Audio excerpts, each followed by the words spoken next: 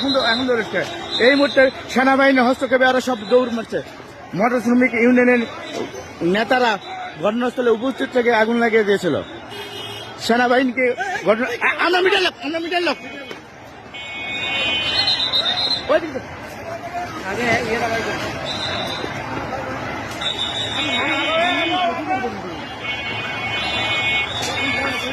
এখন যাওয়া যাবে, এখন তো রস্কার না কেউ ফোন দেন আমার করে দাঁড়াতে যায়নি, আমাদেরকে লাঞ্ছিত করছে। আরে সাধারণ লোক নেই, একটা ফোন দিবি।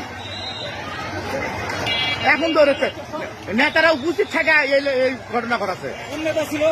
সব ধরনের নেতাকে অত করে নাম জানা যায় না, আমাকে পর্যন্ত লাঞ্ছিত করছে।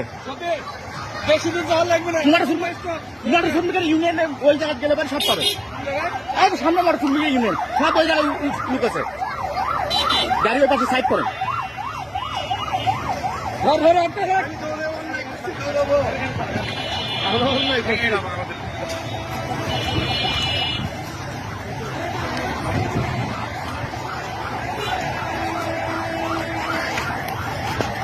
এখন ধরেছে